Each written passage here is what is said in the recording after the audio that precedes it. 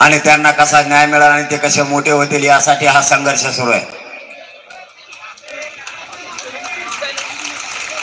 आपली जिंकणारी लढाई आपण जिंकत आणली। या कोपऱ्यातले आरडा बंद करा तुम्ही, दुसऱ्या वेळेस सांगणार नाही मग नीट मी।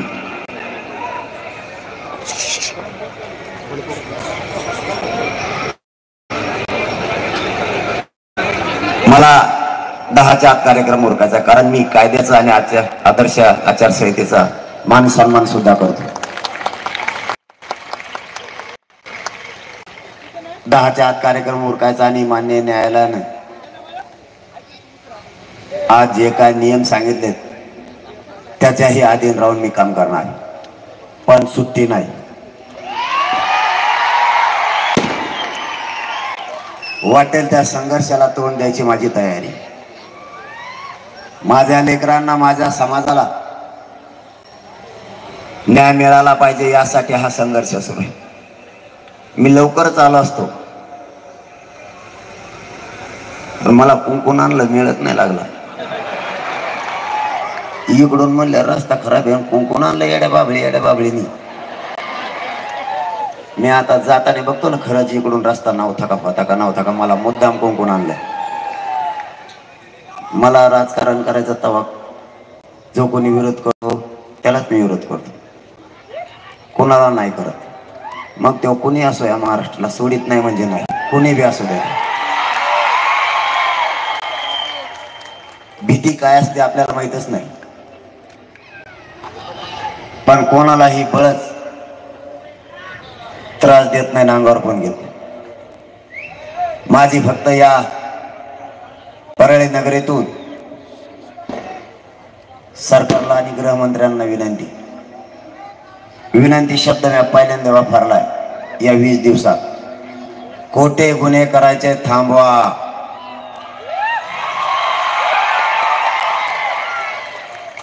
सामाजिक बोर्ड लावण्याचा आम्हाला अधिकार आहे, त्या बोर्डावरती काही नाहीये, त्याच्याबद्दल मान्य न्यायालयात आम्ही जाणार आहे। मराठ्यांना आपल्याला कुणी न्याय नाही दिला, मान्य न्यायालय आपल्याला न्याय देईन, आपला न्यायालयावरती विश्वास आहे। आणि या राज्यात बैठका पण नाही घ्यायच्या का? मी काय चूक केली? मी अशी काय चूक केली?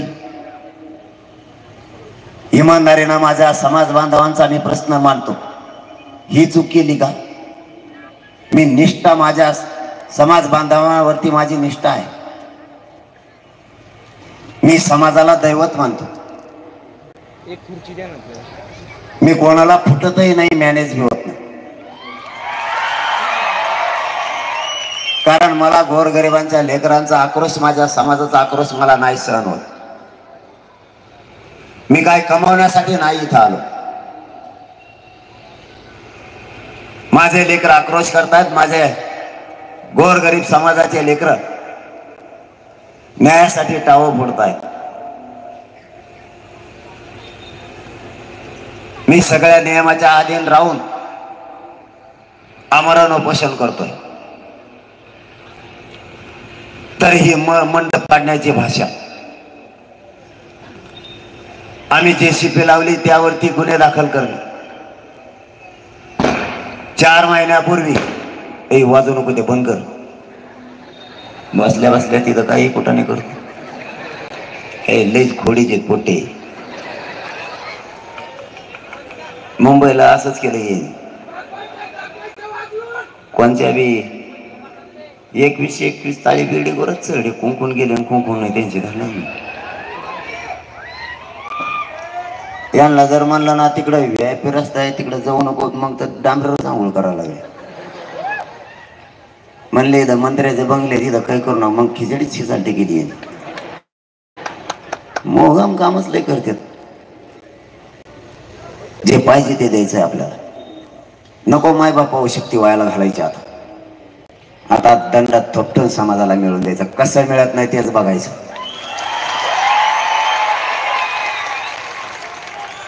वायफाट कामात नको, जिथं आपल्या बांधवांचा फायदा नाही ते काम नाही करायचं. जिथं आपला फायदा आहे तिथं आपली शक्ती एकजूट झाली ही वायाला नाही जाऊ द्यायची.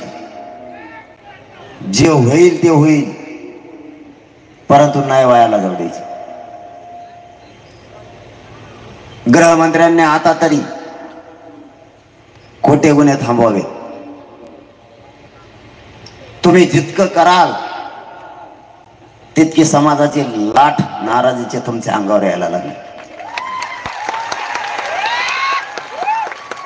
ते करू नका. आता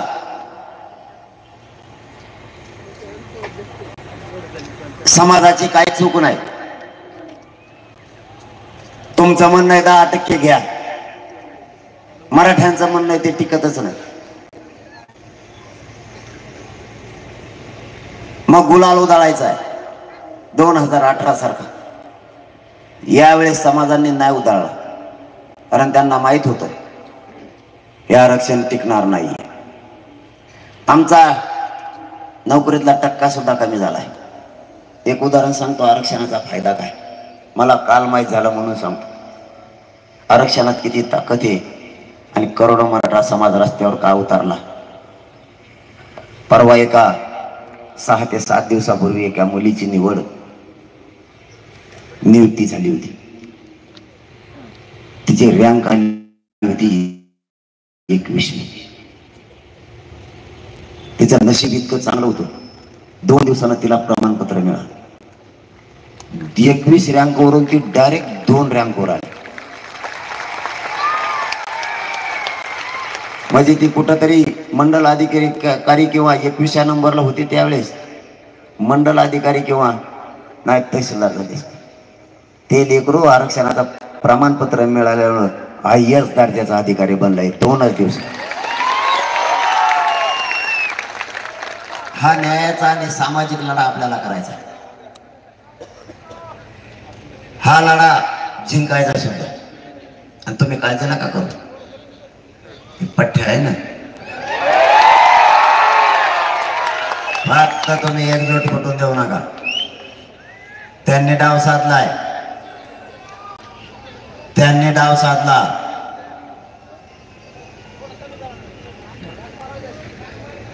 कॅबिनेट बैठकीत सगळ्या सोयऱ्यांची अंमलबजावणी करू म्हणून सांगितलं. आचारसंहितेच्या अगोदर कॅबिनेट घेतली. दोघही माझ्याशी बोलले. परळीतून जाहीर करतोय मी ते. मुख्यमंत्री पण आणि गृहमंत्री पण नाही अंमलबजावणी केली. खोटं बोलून पुन्हा डाव साधला आणि आदर्श आचारसंहिता लागली. त्यांना माहित होतं आचारसंहितेत काय करता येत नाही आणि माझ्या समाजालाही माहिती आहे आचारसंहितेत आता काय करता येत नाही. पण तेही विसरून गेले. आदर्श आचारसंहिता संपली की गाठ आपल्या बरोबरच आहे. पुन्हा सुट्टी नाही, काही झालं तरी नाही. मराठ्यांचं आरक्षण ओबीसीत निघालं.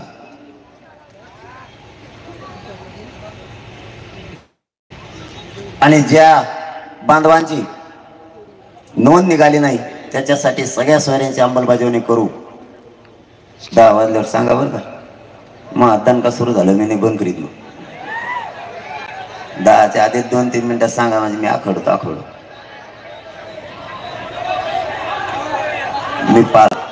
मी पालन करतो म्हणून तर आंदोलन टिकलंय. टप्पर सुद्धा नाही आपल्या विरोधात षड्यंत्र यशस्वी करायची कोणाची त्यांची. जेवढे षड्यंत्र होते सगळे मोडून काढले. मला एवढा त्रास दिला त्यांनी लांबून बरं का. जवळ यायचं काम नाही भाऊ, मी दिसायला बारीक दिसतो फक्त. आपला दान घालाय अवघड आहे. एकदा आपल्याकडे चर्चेला आलेला मंत्री डबल येतच नाही.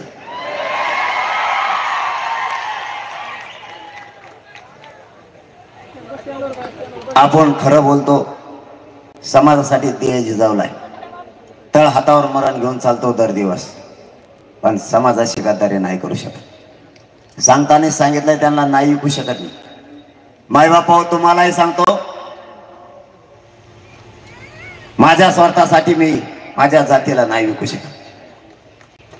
माझे लेकरं सुखी होतील, पण करोडो लेकरांचं वाटोळं करून ते पाप डोक्यावर घेऊन मी रस्त्यानं नाही फिरू शकत. त्यापेक्षा मला जेलमध्ये बसून सडायची वेळ आली तरी सडल, पण मराठ्यांची मरेपर्यंत गद्दारी नाही करणार हा शब्द आहे आपला तुम्हाला.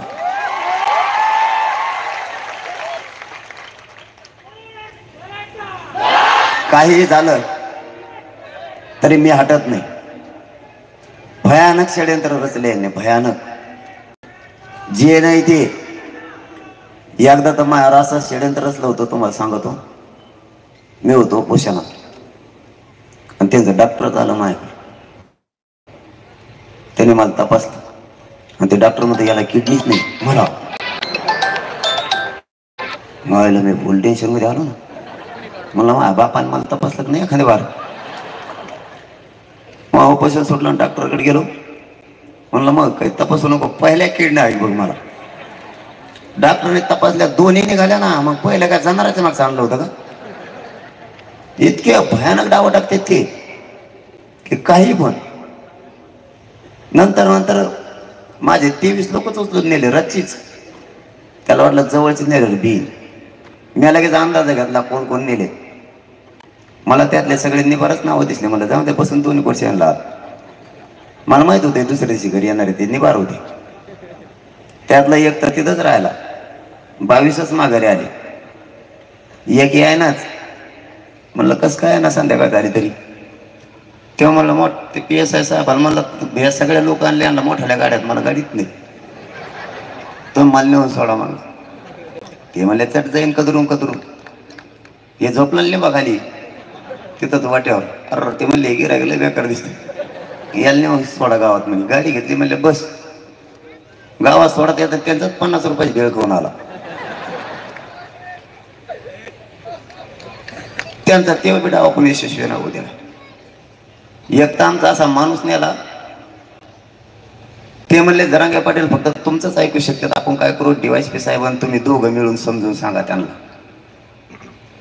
ते होतं झोपलेलं पाठ 3 वाजता. त्याला वाटलं जरांगे पाटला समजून सांगायचं म्हणल्यावर त्याची छाती फुगली. त्याला वाटलं बरं झालं मान मिळाला आपल्याला. जेव्हा गाडी शहागड करून आंबडकडे पळायला लागली, ते बी पाण्यावरच निघालं होतं तसंच. ते मला कुंकड पळायला लागले. ते म्हणले SP साहेबांना बोललं अयो मला टाकलं दिसत तुम्ही मला मध्ये. मग म्हणजे काय लोक असे सुद्धा नेले. मान्य गृहमंत्र्यांना नाही शोभत. गोरगरिबांचा लेकरांचा लढा आहे. साहेब नाराजी लाठी अंगावर नका घेऊ. यांनी जर एकदा डोक्यात घेतलं ना, चांगल्याला सुधरून दिला नाही, हा समाज खूप एकवटत नाही. एकदा जरी एकवटला ना कार्यक्रमच लावतोय दादा. तुम्ही सुद्धा लेकरं डोळ्यासमोर ठेवा, जरा राजकारण सोडून द्या. कधीच काय देणार नाहीत. 75 वर्षात आपल्याला असलेलं आरक्षण नाही दिलं. हेच आरक्षण जर 75 वर्षापूर्वी दिलं असतं तर जगाच्या पाठीवर मराठा समाज हा प्रगत जात म्हणून राहिले असते. कोणाच्या उदा करता तुम्ही, पण नोकरीत टक्का वाढत नाही. आहेत त्यांचं सुद्धा प्रमोशन होत नाही. भानावर या. नुसत्या मुलं शिकून त्यांचं वाटोळं झालंय. कोणत्या राजकारण्यांचं उदा करताय? कोणाच्या पुढं करणार? आपल्या बापजाद्याने आयुष्यभर पॉम्पलेट चिटकेले त्यांच्या आयुष्यभर. आज एकही त्यातला आपल्या लेकराच्या मदतीला येत नाही. एक सुद्धा. उलट विरोधात गेले. उलट मला अटक करा म्हणून मराठ्यांचेच काही आमदारांमध्ये बोलायला लागले. मी काय अशी चूक केली होती? तुझी जात मोठी होणार, तुझ्या जातीतले लेकरं मोठे होणार, ती मागणी केली आणि तुम्ही अख्खं सभागृह डोक्यावर घेतलं.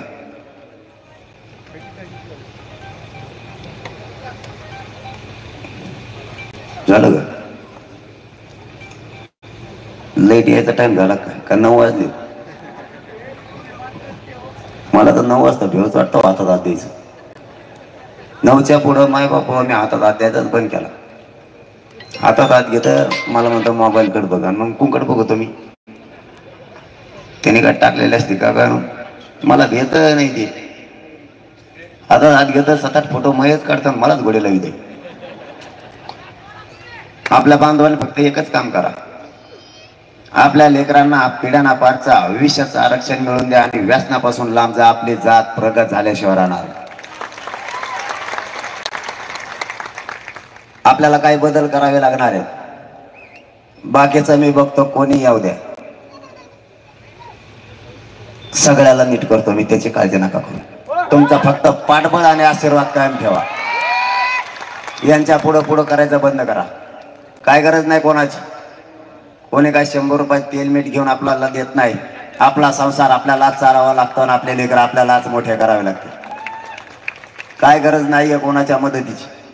आपल्या जीवावरती त्यांची दादागिरी आहे. आपल्या जीवावरती ते मोठे झालेत. आता आपले लेकर मोठे करायचं बघा. कोणाला पाय लावायचा नाही आणि कोणाचा पाय लावू नाही घ्यायचा नाही. राज्यातला सगळा समाज सध्या एकवटला.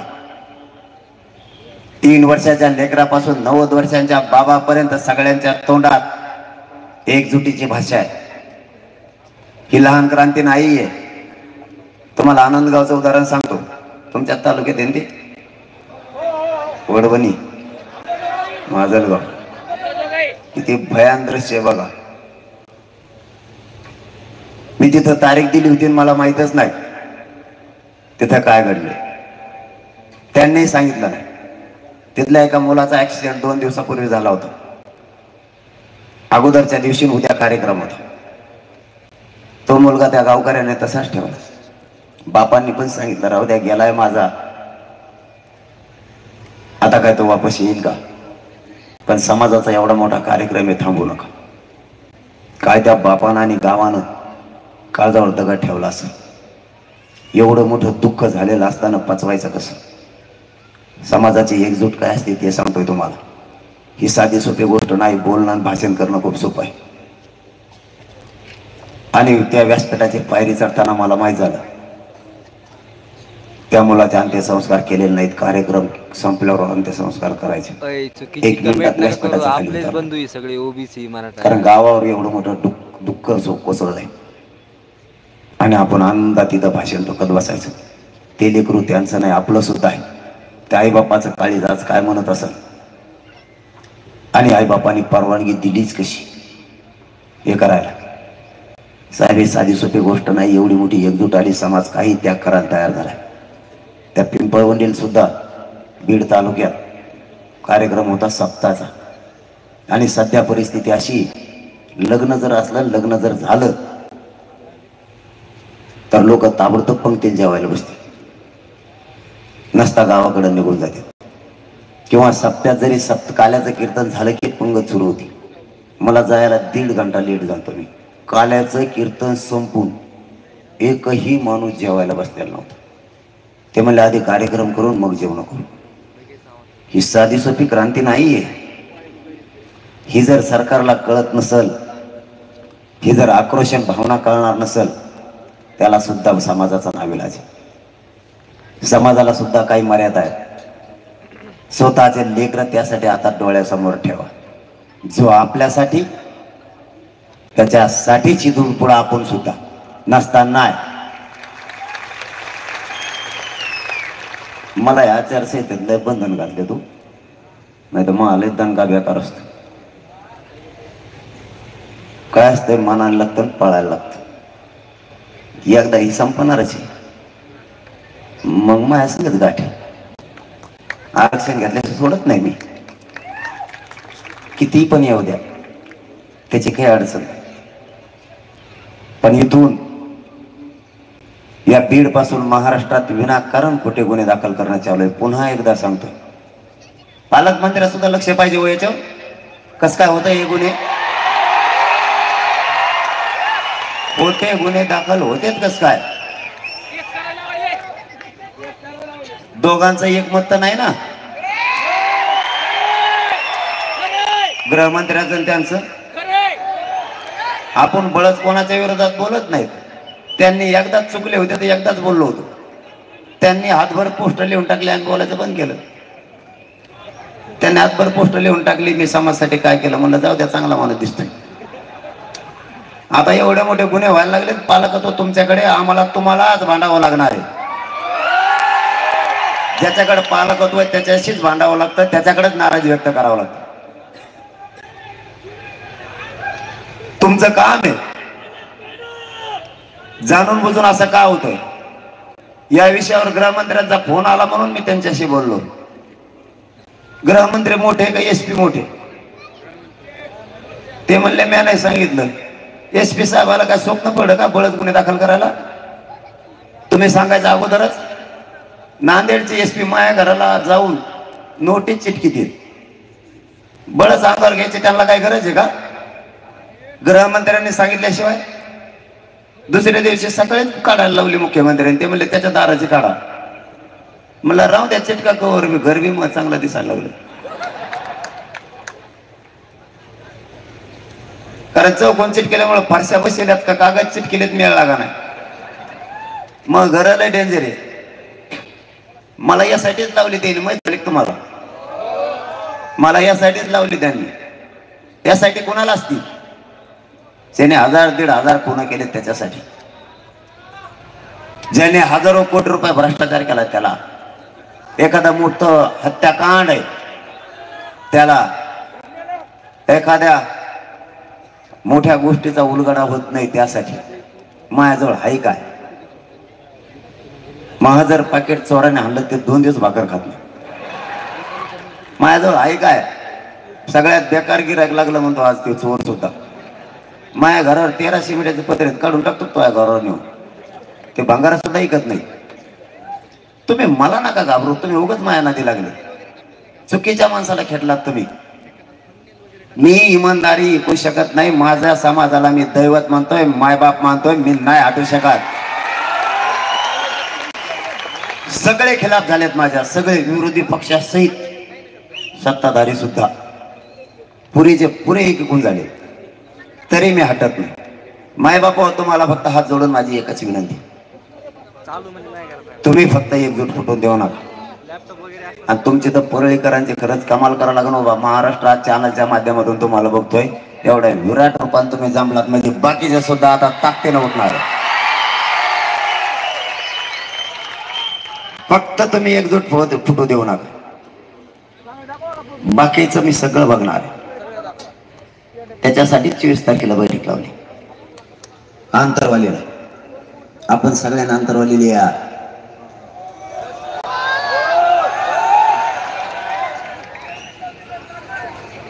त्या दिवशी सण आहे होळीचा.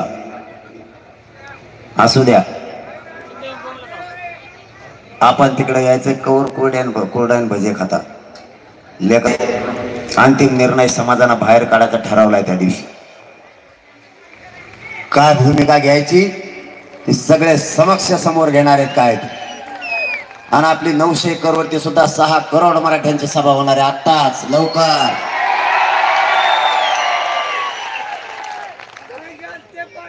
आपल्याला फक्त 2000 एकर कमी पडले पार्किंगसाठी. बाकी सगळं गोळा झालं. आणि तुम्हाला ते दुसऱ्याला फडकून सांगितलं फॉर्म भरायचं म्हणजे काय डोक्यात दान करून ठेवलं तुम्ही माया. किंवा महानिर्णय नाही बदलले त्याचा माझा डगलं. ती समाजाचा निर्णय. आता एका जिल्ह्यातून तुम्ही 10,000 20,000 फॉर्म भरायचं म्हणता.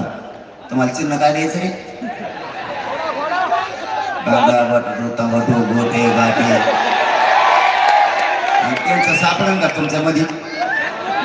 आणि एखाद्याचा जर नातू उभा राहिला आणि सकाळीच बाबा म्हणले मग नातू आता खासदारच होईल. आणि बाबा जर सकाळीच नंबर लागला बाबाला दिसतच नाही आणि बाबा जर 3 वर्षावर चिन्हच नाही सापडत बाकीच्या का मतदान करायचं रे? या परळी शहरातून महाराष्ट्रातल्या सगळ्या समाज बांधवांना जाहीरपणानं आवाहन करून सांगतो यावेळेस 100% मतदान करा. 100%. कारण ही निवडणूक आयोगच म्हणते 100% करा. मग मी म्हणतो 100% करा. मी काय वेगळं सांगायलो का काही? मी तेच सांगायचं. पण यावेळेस समाजाने 100% करायचं म्हणजे करायचं. आपल्याला धोका करणाराच आताच नाही बोलत जाऊ दे 24 ला.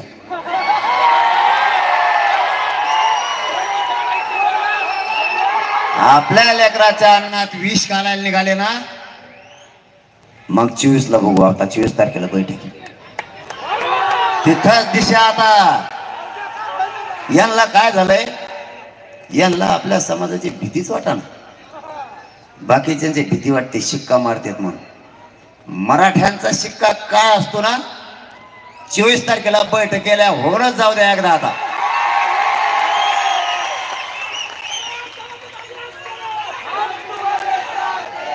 आपल्या लेकराचं कसं कल्याण होत नाही तेच बघू. मी बळच सांगतो तुम्हाला, बळच कोणाला बोलत नाही. गृहमंत्री साहेबाला बळच बोललो का मी 2-6 महिन्यात? खरं सांगा. मग आता कुणी अंगावर बळच येत नाही, तुम्ही बळच बोला म्हणून काय उपयोग आहे का? अंगावर येऊन द्या, पठ्ठ्या आहे ना, काय छाटायची गरज नाही. पण बळच नाही, त्याला माणुसकी नाही म्हणत.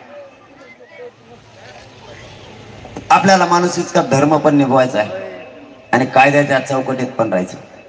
ते बोलले म्हणून मी बोललो. मी काय चूक बोललो? ते म्हणले काय कोण म्हणला, मग तुम्ही म्हणले होते म्हणून आम्ही म्हणलो. पालक होतं, जनतेनं तुमच्याकडे दिले राज्याचं. राजगादीवर त्यांनी तुम्हाला बसवलंय, तुमची जबाबदारी आहे. कायद्यात दुरुस्ती करण्यासाठी अधिसूचना राजपत्रित तुम्ही काढली. राजपत्रित अधिसूचना जर तुम्ही काढली तर राज्यपाल पद अस्तित्वात आहे, विधानसभा आणि विधान परिषद अस्तित्वात आहे, जिल्ह्यात पालकमंत्री पद अस्तित्वात आहे. मग का सगळ्या सोयऱ्यांची अंमलबजावणी नाही केली? अधिसूचना तुम्ही काढली, अंमलबजावणी करणं जबाबदारी तुमची, आमची नाही. जी व्याख्या दिली अधिसूचनेची सगळ्या सोयऱ्यांची, ती सुद्धा आमच्या व्याख्याप्रमाणेच व्हायला पाहिजे. ती टिकवण्याची जबाबदारी स्वतः सरकारची. विशेष अधिवेशन 20 तारखेला 15 तारखेच्या ऐवजी 20 तारखेला बोलवलं आणि तिथं हे डाव साधला. महाराष्ट्र सगळा डोळे लावून बसला होता की आता सगळ्या सोयऱ्यांची अंमलबजावणी होणार आहे. पण तिथं सुद्धा गनिमी कावा केला गेला, तिथंही डाव टाकला. न टिकणारा 10% आरक्षण दिलं आणि सगळ्या सोयरीची अंमलबजावणी पाठीमागे ठेवली. हिंदू कोड बिल मध्ये सगळे सोयरे शब्द बसतोय, ते आरक्षण टिकतंय, तरीही नाही दिले. त्यांनी 10% दिलं, ते टिकतच नाही. या परळे नगरीतून मी जाहीरपणानं सांगतोय, तुमच्या शिक्षणाचा लॉस करून घेऊ नका विद्यार्थ्यांना. तुम्हाला जर वाटत असेल ते घ्यावं तर तुम्ही घ्या, पण ते आम्ही स्वीकारलेलं नाहीये. फक्त तुमचं भरतीमध्ये त्याच्यात वाटोळ होऊ नये एवढी आमची भावना आहे. कारण त्या 10% आरक्षण दिलं त्याच दिवशी EWS सुद्धा रद्द केलं गेलं आणि हे 10% आता वापरता येत नाही. काही पोरांचं म्हणणं आहे या 10%चा सुद्धा उपयोग आम्हाला नोकरी भरतीत होत नाही. मग दोनही बाजूने आम्हालाच काय घेरलं? त्यांचं म्हणणं होतं हे 10% घ्या, पण गृहमंत्र्यांचं म्हणणं आहे 10% आरक्षण दिल्यामुळं मराठा समाज खुश आहे. 10% आरक्षण ते टिकणारच नाही, ती मागणी आमची नाहीच आहे. मी या परळी नगरीतल्या सगळ्या बांधवांना प्रामाणिकपणे विचारतोय, 10% दिलेलं आरक्षण टिकणार नाहीये, ते दिल्यामुळे तुम्ही खुश आहेत का? मग गृहमंत्री कसं काय म्हणतात मराठा समाज खुश आहे ते माया कोणी? तुमच्या भोवती ते 4-5 जण हिंडते त्यांच्यामुळे म्हणतात काय समाज आहे? ते म्हणजे समाज नाहीत. तुमच्या भोवती हिंडून आमच्या विरोधात आवाज उठवणाऱ्याची यावेळेस बघा तशा कशी होती. आता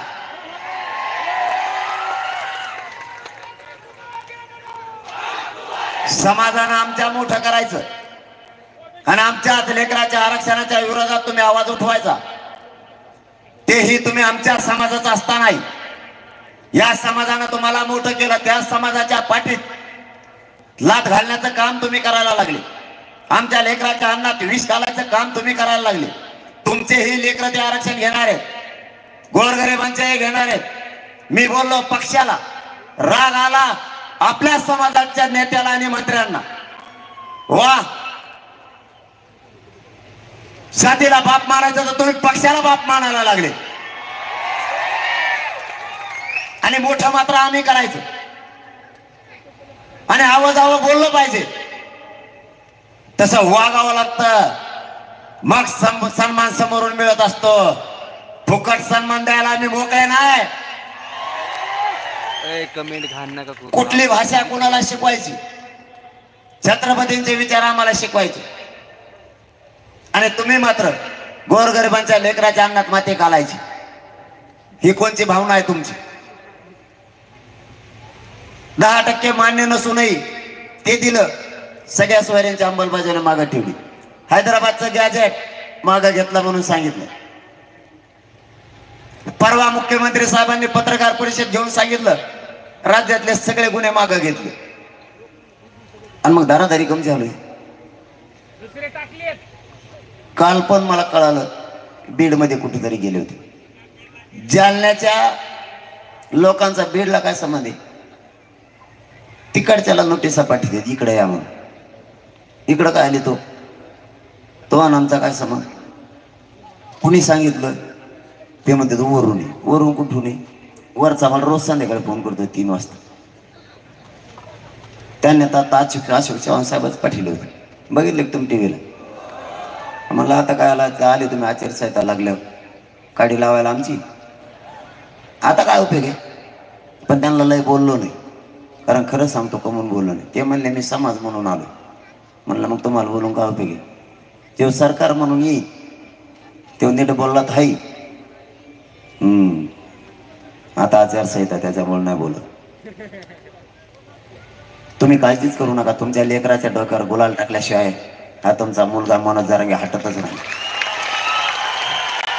यांनी माझ्या विरुद्ध SIT नेमली माझा शब्द आज तुम्हाला जेलमध्ये जरी सोडलो तरी तुमच्या लेकराशी मरेपर्यंत मी गद्दारी करणार नाही मरेपर्यंत यांना काय नेमायचं तर नेमू द्या आणि हे मला अटक करायचं म्हणजे मला अटक करणं एवढं सोपं आहे का या घ्या मग हे नुसते गाडीला आडे जरी झोपले तरी 1.5 वर्ष लागेल तुम्हाला यांना उचलायला आणि मला काहून येतो मधी कसले स्वप्न बघते मिळ नाही किती वाजले 10:30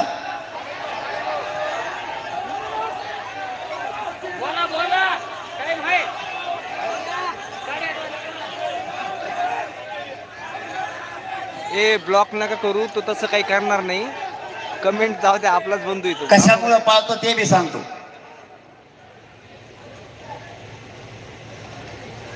आपलं राज्य कायद्याचं आहे आणि आपण ते पाळलं पाहिजे राज्य आपलं गाव आपले तालुके आपले यांची फडफड थोडे दिवस राहिली आता यांची फडफड आता बंद होणार यांच्यावर कोणता समाज असा नाही की ते नाराज नाही पुरेचे पुरे तरायला लागलेले सध्या सगळे पण त्यांना ते कळना ते त्यांच्यात मस्तीत पदाच्या आणि त्यांच्या लक्षातच नाही इकडं लाट प्रचंड मोठी उसळली हे समाज काय नजर पुरत नाही ही सोपी गोष्ट नाही विराट रूप ही संवाद बैठक हे सभा नाही तरी सभेपेक्षा प्रचंड मोठी झाली आणि तुम्हाला जर सभा सांगितल्याची तर तुम्हाला काय 150 एकर रान लागत होतं का गणू हे तरी सरकारनं आता तरी समजून घेतलं पाहिजे काय होऊ शकतं तुम्ही काळजी करू नका मी आजारी जरी असलो तरी हटत नाही आजारीपणावर माझ्या लक्षात आलंय मी माझं कुटुंब बाजूला सारून या समाजाला मायबाप मानलेले 7 महिने झाला आणखी घराला शिवलवले आणि तुम्हाला न्यायाधीश तर शिवणार बी नाही त्याची काळजी करू नका मला परवा माहीत झालं माझी मुलगी ऍडमिट आहे संभाजीनगरला म्हणून माझी पाठ थोपटून नाही घेत तुम्हाला सांगून मला दुसऱ्यानं सांगितलं की तुमची मुलगी 3 दिवसापासून ऍडमिट आहे हॉस्पिटल आणि मी संभाजीनगरच्या दौऱ्यावर होतो त्याच हॉस्पिटलच्या जवळून आम्ही गेलो समाजाला डावलून मी नाही गेलो तिकडं कारण माझा समाज रस्त्यावरती उभा होता वाट बघत होता मी अगोदर समाजाला भेटलो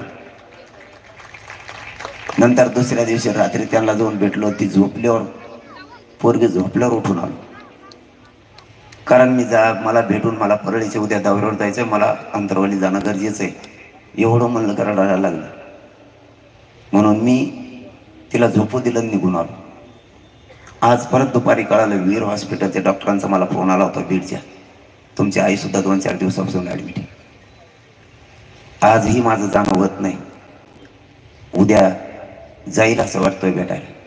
मला तुम्हाला एवढंच याच्यातून सांगायचं आहे, तुम्ही सुद्धा हटू नका. आपल्याला आपले करोडो लेकरं मोठे करायचे. जीव गेला तरी मी नाही मागं हटत. आता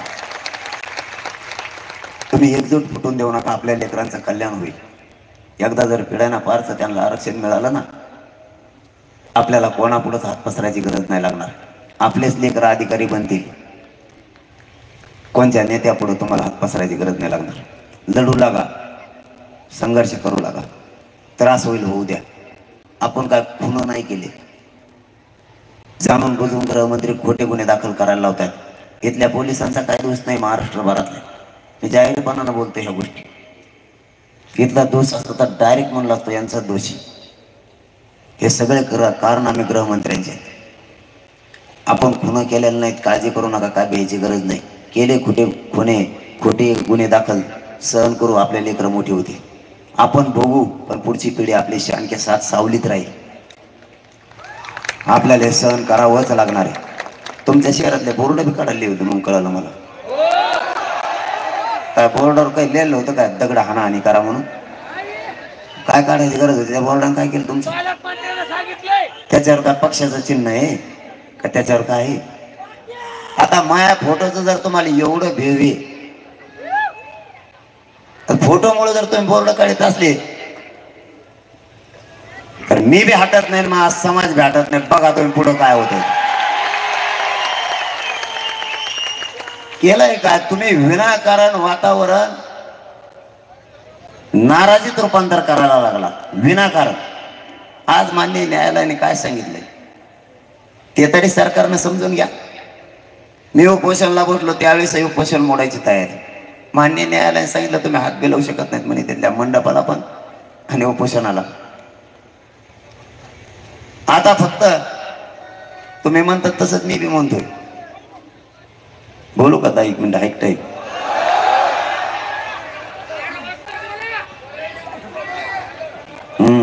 रातभर बोला मग कर कार्यक्रम.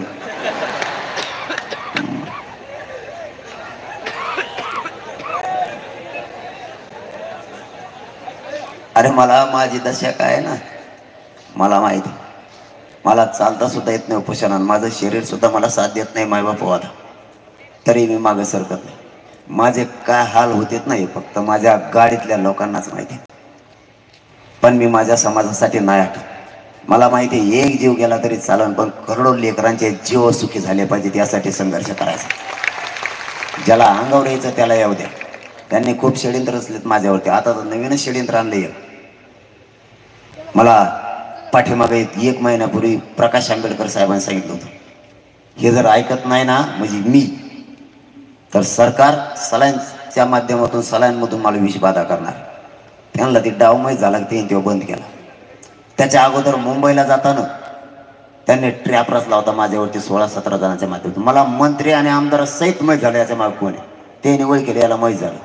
मला माहीत का म्हणून होतं माहिती आहे का तुम्हाला? आणि महा बी त्यांना कमी माहीत होतं ते बी सांगत. मय बहुतेक 2-4 जण त्यांनी फोडलेत. अंदाज दिसतोय, कारण मी काही इकडे केलं की त्यांना कसं का माहित होतं. याचा अर्थ फोडले. साहेब तुम्ही पैसे देऊन किंवा आम्हीच दाखवून फोडले असतील, पण तुमच्या आसपासचे मी फक्त इमानदारीवर फोडून ठेवले. तुम्ही तिथं काय डाव रस्ताय ते लगेच मला माहित होतं. तो सांगताना सांगतो मला, पाटील मी त्यांना दैवत मानतो, त्यांच्यापेक्षा मला मोठं कुणी नाही. पण मग जागी झाली. इतके वाईट शब्द बोलले 2-3. असा त्यांनी डाव रचलाय. तुम्ही बघा त्याच्यावर काय करायचंय. मी दुसऱ्या दिवशी सकाळी वाज येतो लगेच. त्यांना एकच टेन्शन आहे, तर आपल्यात कोण आहे? सगळ्याला बेजार आपण केलंय आणि याला आपलं माहित कसं काय होतं. इमानदारी निष्ठेत एवढी ताकद आहे, तिला कोणीच रोखू शकत नाही, कोणीच. आता नवीन डाव आणलाय. प्रकाश आंबेडकर साहेबांनी 5-6 दिवसापूर्वी पत्रकार परिषद घेऊन सांगितलंय काहीतरी व्हिडिओ बनवणार आहेत आणि रेकॉर्डिंग व्हायरल करणार आहेत. ते नाही का, याचा मुंडका त्याला चिटकून त्याचं मुंडका याला चिटकून, काय म्हणतात त्याला, इंग्लिशचं मल जमत नाही, हिंदीचं मल जमत नाही, तसं ते करून टाकणार आहेत आणि मला बदनाम करणार आहेत का? मी त्यांचं ऐकत नाही, मी त्यांना फुटत नाही, मॅनेज होत नाही म्हणून याला संपून टाका, बदनामी करू. साहेब पुन्हा एकदा सांगतो, तुम्ही व्हिडिओच नाही, रेकॉर्डिंग नाही, तुम्हाला काय टाका. मराठ्यांपासून मी लांब जात बी नाही आणि आरक्षण घेतल्याशिवाय तुम्हाला सोडी सुद्धा नाही. कारण तुम्ही कसले प्रयोग केले तरी यशस्वी नाही होऊ देणार, नाही होऊ देणार म्हणजे नाही. त्यांचं म्हणणं आहे माय बापा हो, सत्तेच्या आणि मराठ्यांच्या मधला मी काटा आहे. ह्यो जोपर्यंत समाजाकडे इमानदारीने निष्ठेनं काम करील तोपर्यंत एक तर आरक्षण द्यावं लागत नसता, आपलं उलट पालट झाल्याशिवाय राहणार. मी काय चूक करतोय? इमानदारी माझी काय चूक आहे? समाजासाठी जीवाची बाजी लावून लढतो, सगळं कुटुंब बाजूला सारलं आणि तुम्हाला मायबाप आणि दैवत मानलं, ही चूक आहे माझी. माझ्या समाजाने मला काही कमी नाही पडू दिलं. माझ्या समाजाचा मला मनापासून गर्व आहे आणि स्वाभिमान सुद्धा आहे की माझ्या आईबापाची तुम्ही मला आठवण सुद्धा नाही होऊ दिली, इतकी माया माझ्यावरती तुम्ही केली. तुमच्याशी गद्दारी नाही करू शकत मी. मला कशाची गरज नाही, ना त्यांच्या पैशाची गरज आहे, ना पदाची गरज आहे. कारण माझ्यासाठी हे सगळ्यात मोठं पद आणि संपत्ती आहे, सगळ्यात मोठी. हे वैभव माझ्या नशिबात आलं, हे कोणाच्या नशिबात नाही आहेत. असं एकच सभा नाही की तिला 4-5 लाख लोक नाहीत पाठीमागं झालेले, एकही सभा नाही की तिला 2 लाख माता मावल्या नाही आहेत. आज सगळा समाज एका बाजूला झालाय. यांच्याशी गद्दारी मी नाही करू शकत. लेकरं बाळं घेऊन रस्त्यावरती आल्यात, स्वतःच्या लेकराला न्याय मिळावा म्हणून वयोवृद्ध माणसं सुद्धा रस्त्यावरती आलेत. यांच्याशी गद्दारी करणारी पैदास माझी नाहीये. तुमच्याशी मरेपर्यंत मी गद्दारी नाही करू शकत. काय होईल ते होऊ द्या. 24 तारखेला समाजाचा निर्णय फायनल होणार आहे. मराठा समाजाला काय मिळालंय, काय मिळालं नाही, कुठं कुठं दगे फटके झाले आणि 900 करोड होणारी सभा कुठं घ्यायची, या सगळ्या विषयावर आपल्याला 10% किती तोटे आहेत किंवा किती फायदे आहेत, सरकारनं कशी कशी फसवणूक केली, अंमलबजावणी का केली नाही, पुढं काय करायचं, ही दिशा ठरवण्यासाठी एकाना पण घरी थांबू नका. सगळ्याची सगळ्या अंतरवालीकडे या. कालपासूनच तिथं भव्य मंडप उभारणीचं काम समाजानं सुरू केलंय. समाज कमी नाही पडत कुठंच. समाजाने पुरी शक्तीपणाला लावलेला आता आणि आपण दंड थोपटून तयार राहा. आपल्या लेकराला आपल्याला न्याय द्यायचा आहे म्हणजे द्यायचा आहे. काही झालं तर हरकत नाही. आपण आज हे विराट रूप वैद्यनाथाच्या नगरीत दाखवलंय. या वैद्यनाथाच्या नगरीतून राज्यातल्या सरकारला पुन्हा एकदा सांगतो, पुन्हा आमच्याशी खेटायचं काम करू नका. खोटे गुन्हे बंद करा. आणि उपोषण मागणी होती तिथं तुम्ही आता दिलीच नाही. ती का दिली नाही आणि कोणी मिळू दिली नाही, कालच्या कॅबिनेट बैठकीत कोण आडवा पडला तेही समाजाला कळू द्या. आणि कोणत्याच नेत्यानं आमच्यासाठी काही केलेलं नाहीये. त्यामुळे तुम्ही कोणाच्या पुढं करायची गरज नाही. तुमची शक्ती इतकी मोठी आहे की चांगले चांगले भुई सपाट होऊ जाते, एवढी शक्ती समाजाची. तुम्हाला जाता जाता माझी एक विनंती आहे, एकजूट राहा, एकजूट फुटून देऊ नका.